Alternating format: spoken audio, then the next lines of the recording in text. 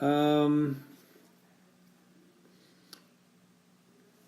morning, Hank. Jim Feist and Hank Goldberg here in Las Vegas. How are you today, Hank?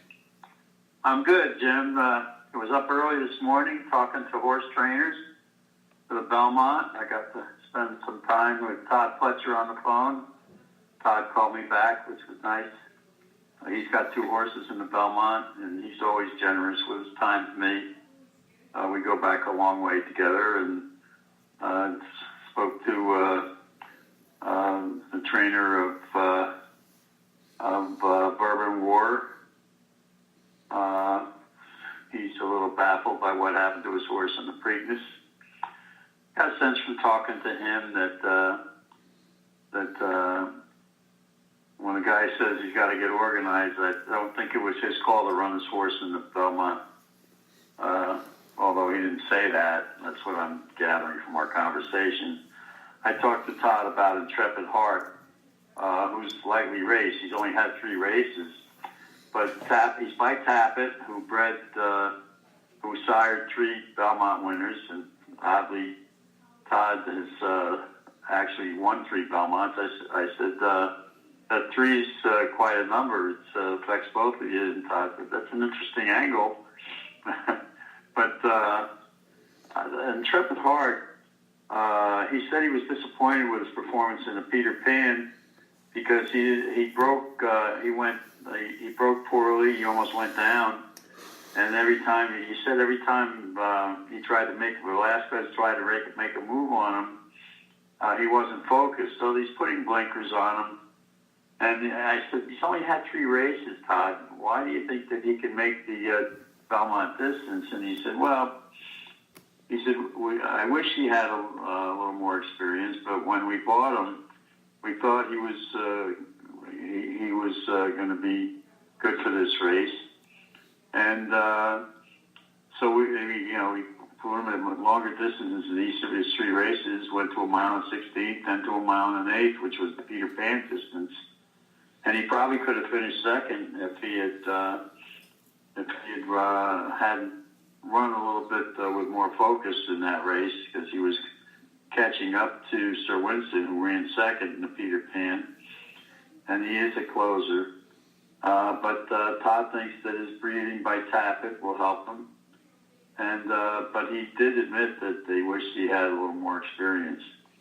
And I think Tacitus is the horse to beat, and if people will call in, I'll tell them how they might be able to make some money. I've got a couple of long shots who I think might hit the board. Right. That's right. Just go to jimfeist.com. Hank's plays will be there in baseball, basketball, and of course the Belmont and other races. It's great. And we got a big basketball game tonight, Hank. We've got a very injured, banged up Golden State Warriors, and we have an embarrassed Toronto Raptor team that's coming in there after losing their home court advantage in Game 2. Now, Golden State's they're champions. They got hearts of their Warriors. The champions are going to come to play whether they're banged up or not. They're going to play hard. So the line movement, it opened 5.5, immediately went up to 6, and some 6.5s bounced, but they disappeared real quick. And now the line's coming down because of the injuries, I believe, and the sharp money's coming in, taking advantage of that. And they've lowered the price down to 4.5, and a couple of 4s have popped up, but they disappear quickly. So that's what we're looking at for tonight. We don't know about Thompson. We do know Durant and Looney are both out. Iguodala, of course, he's not 100%, but he'll play. And Thompson says he'll play, but who knows if he's going to be effective. Well, Thompson says he'll play, but they list him as questionable, and they really haven't made a commitment to saying he's going to be able to play. And how effective he'll be is something else if he does play, because he's got the hamstring injury, and it might affect his defensive capability and how many minutes he can give him. When he went out of the game in the second half, they went 5 minutes without scoring. And, he really carried him in the first half. And if he's not in there, of course, they ran that box and one on Curry, and it really affected him.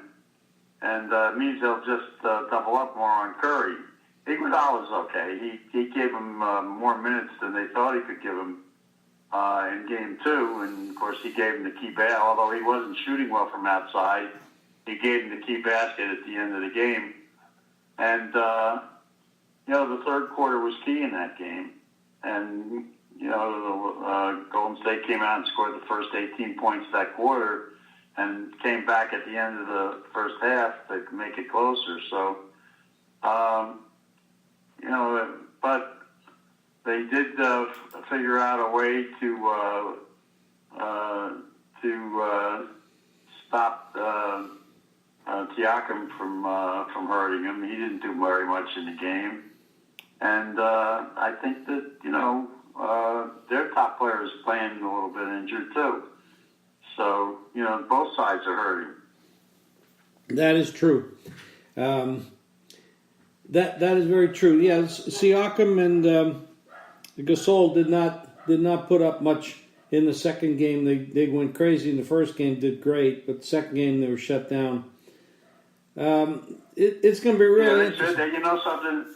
They really stopped Gasol in game 2. He was not a factor very much at all on either side. No, the biggest factor he was in the game was he had the collision with Looney, and which knocked him out for the rest of the year. Actually, he's not coming back at all. But no, yeah, Bogut is a strong replacement for Looney, and as long as they've got two big men who can go and defend, and more importantly, get them second shots. That's what happened at the beginning of the third quarter. Without Looney, they were getting second and third shooting opportunities. Yeah, Bogut stepped up, played Boogie Cousins, I should say, stepped up and played a heck of a game. He got a lot of minutes and a lot more than they expected to get, but a very, very interesting game. This is going to be a great game tonight. I can't wait to see it. The WNBA is in action as well tonight. One game. There's not a lot of great matchups in baseball today, but Boston Sale is pitching, and he's been more of a money burner for them. Even though when he pitches well, it just doesn't seem to work out. It's been one of those years so far, but that can turn around very quickly. Boston is a very tough team. You go down the schedule here today. Peacock goes for Houston, and he's been on fire. And Leak also pitches in that game for Seattle. It looks to me like there's a little bit of money on the under in that game, and I can understand people thinking, the players thinking that there might be a good pitching duel there in that game. It's the Yankees go. Well, everybody's on fire for Houston. They just don't lose. And I'll tell you, Oakland has been a pretty good play. Minnesota cooled yesterday a little bit, but they're hot. The Yankees lost 2 games in a row for the first time. Although they almost came back, they were beaten by 1 run. They only came up 1 run short. My man Frazier, by the way, hit a home run. I told you he wakes up for his problems with his bat, whatever they are. He had 1 bad game, and you jumped all over him. But he's been a key hitter for them. And they lost 2 games in a row. Tampa Bay isn't winning like they did last year, although they're keeping. And the Red Sox. The Red Sox are hitting the ball pretty well, although I guess they won yesterday. They just didn't score a lot of runs, but they're getting some key hits, and they're doing okay. And Sale will be all right. He actually his pitches are moving around pretty good, and he didn't pitch all that bad. He made a couple of mistakes in his last start, but his previous starts have been pretty good. No, he's been reasonably solid lately, but they're kind of playing into some bad luck in his games. They're not getting enough runs or whatever. It just works out sometimes that way. But you're right about Houston. They just keep going. Even when they have players hurt, they just keep moving right along. They got 42 wins on the season. The Yankees got 38 wins on the season, but they got Paxton going today. He's a 190 favorite, 191, 197, 193. I see all kinds of numbers on him, but they're all in the 190s. And they're playing. The Dodgers won their seventh straight game. I took the Dodgers in the under, and they got Ryu pitched a shutout, and they got 8 runs, I think, and the total was 10. So I had a good day on baseball yesterday. So. I'm still a guy who looks at streaks and looks at pitching matchups and how pitchers do against different teams, and those things have held up. Well, that's a standard way of looking at baseball. I do the same, but there's a lot of now different ways of looking and measuring and hard hit and xFIP and FIP and all these things that I'm not going to go into trying to explain at this point. But there's different ways of measuring things today because you have the cybermetric people and all the algorithms that come into play, and it works and it aids in what we do. But yes, I look at matchups and home and away and day night and how teams do against other teams, and it all adds up, but it's a lot of work every day. And then when they're pulling your starters in the 5th inning, that doesn't help because you're not quite sure what you're going to get out of the bullpen, which is making it a little bit more difficult. You mentioned Tampa; they got a 35-win season so far, but they have not been as strong this year as they were a year ago, and their star pitcher, who after he broke his toe hasn't played as well. That's Snell. He got bombed yesterday.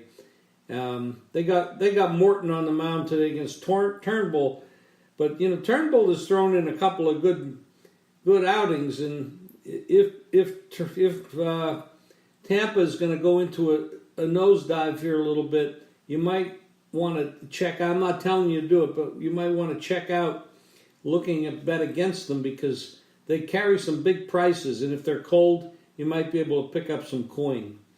They're just little things to look at.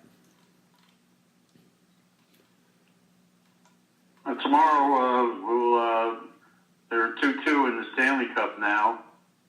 St. Louis came on with a very strong effort to even the series, and now they go back to Boston, and so the Bruins are, and by the way, all those games have gone over the goal total. So although the last one. One game went under, but the last game went over on an empty net goal at the end. Otherwise, the 5.5 would have stood up, and there was only a minute left. But that's what happens when they pull a goaltender, and that's one of the exciting things when you're betting hockey. If you bet the total, that you sit there on the edge of your seat, waiting for one of those long shots to go into the net. And it's kind of fun watching the end of a hockey game that way if you've got something going. That series is evened up. Now, you got to give St. Louis credit. They bounced back after getting really trashed in Game 3, 7-2. And we'll see what Boston does now that they get back on their home ice. Yeah, they're a 150 favorite, a 3-2 favorite in this game. And let me see if the series price, what the series price is. Almost the same thing. Boston is a 153, 155 favorite to win the series. And, of course, that's a 7-game series. But they were 8-5 at the beginning, so now that it's even, it shouldn't change much from that. True. Everybody go to JimFeist.com. Hank's hockey, baseball, basketball, and horses are all there. and we're going to have a good weekend with the Belmont, and we'll be back here on Friday, Hank. All right, Jim. Thank you. Appreciate it, Hank.